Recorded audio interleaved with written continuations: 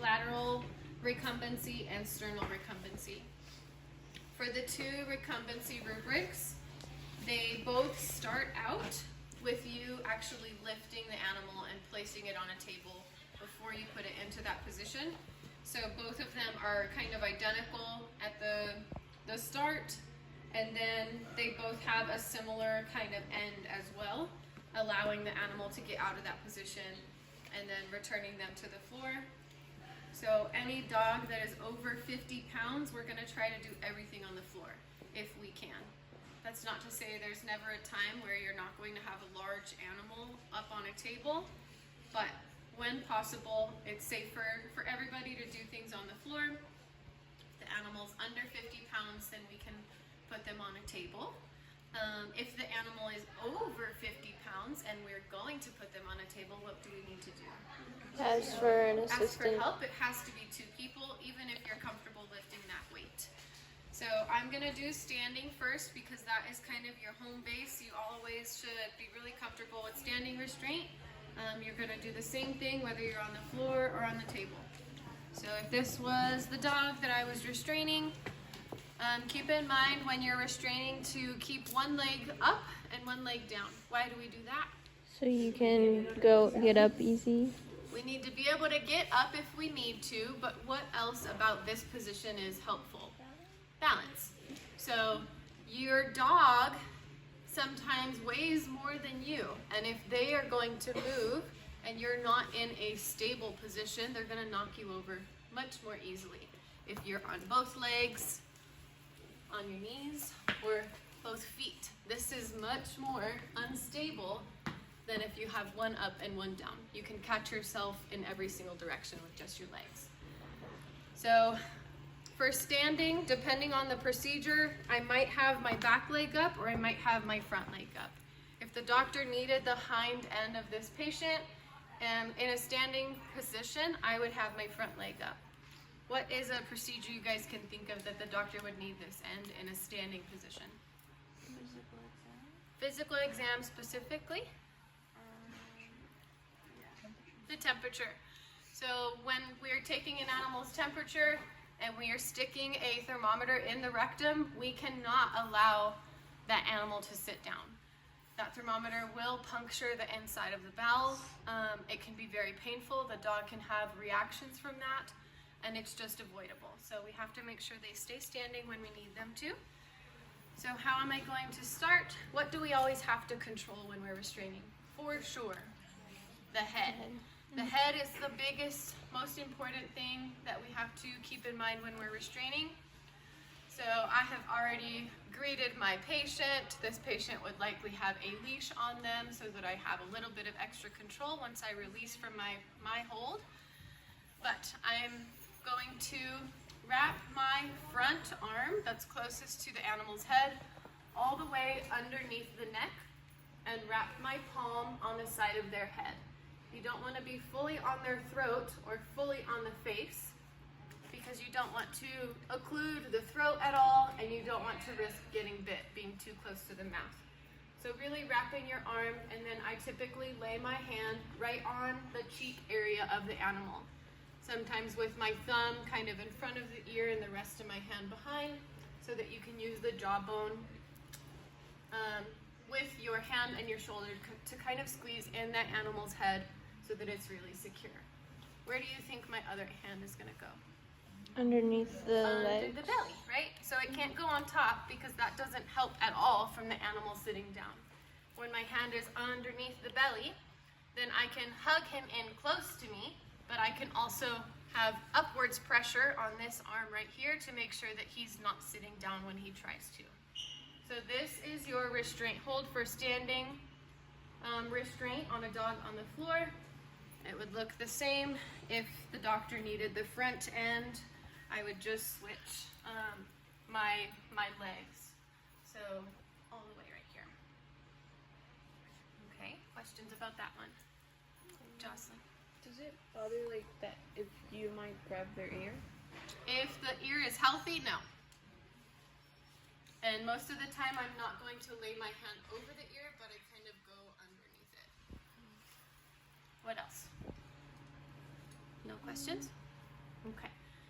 So the next one I'm gonna do is sternal restraint. So this one is easier on a table because you really have to get down with the patient if you're on the floor.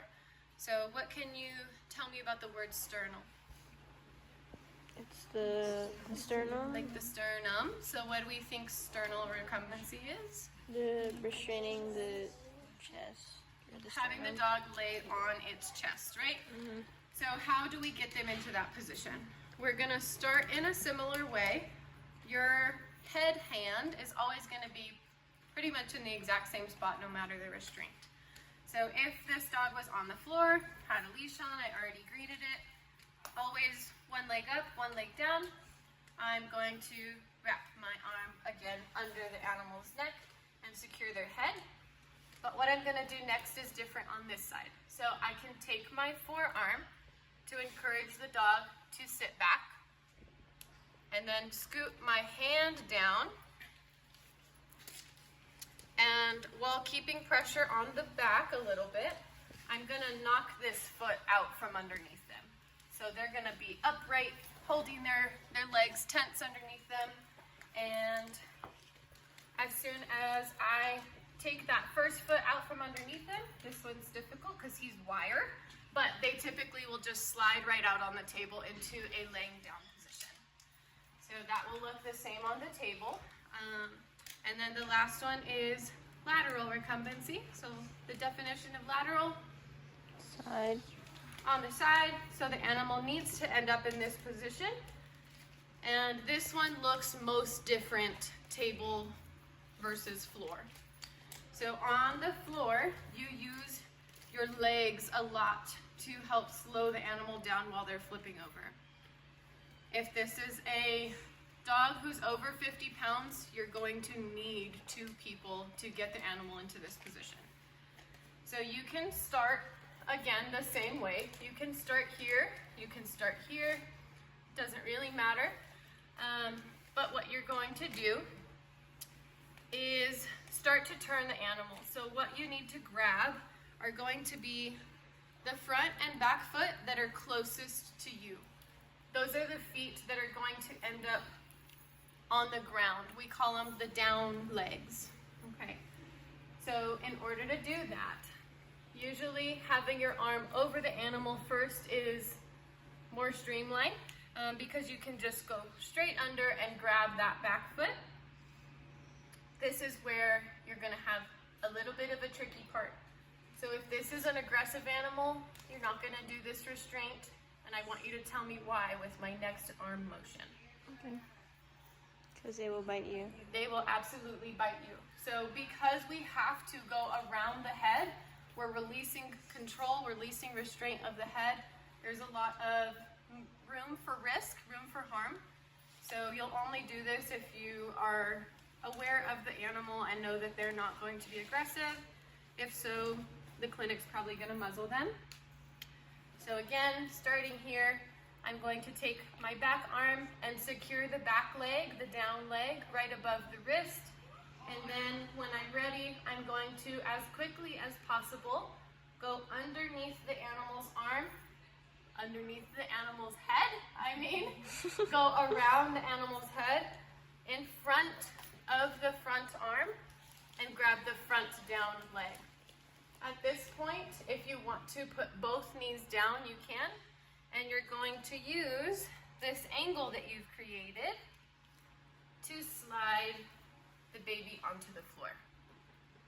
Once you're in this position, you should not let go of these ankles, because if you do, they're going to tuck their feet right up underneath them and get up immediately.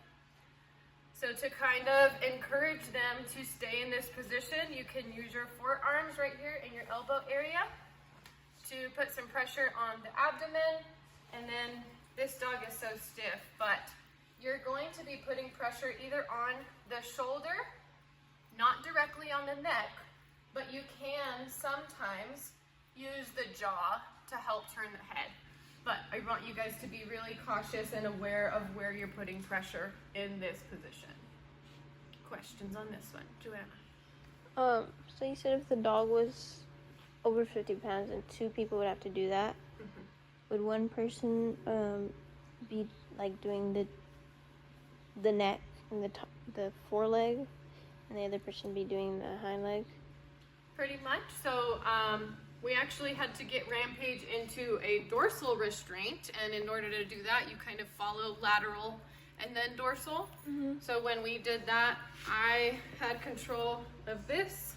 The other tech had control of this, and we actually had a third person step in to help him not whack his head. So very separated on the body. Would it be the same, like, exact movement, just with, you would have both arms? Yeah. So the other person would be right here. The person who is, if you have a third person controlling the head, would be kind of on the front side of them or on the other side. I would go over and under, and then kind of use my other hand to help support on either side. Okay. Other questions for this one, guys? Okay. So I'm going to show you this one real quick on the table because it's going to look really different. So on the table, you don't have your legs to help you slow the animal down. And if you don't slow them down, they will bunk onto the table. You don't want that impact happening. So how can we avoid that? What can I utilize? Your stomach? My Chest? body, right? Yeah. My chest, my belly, my whole front area of my body.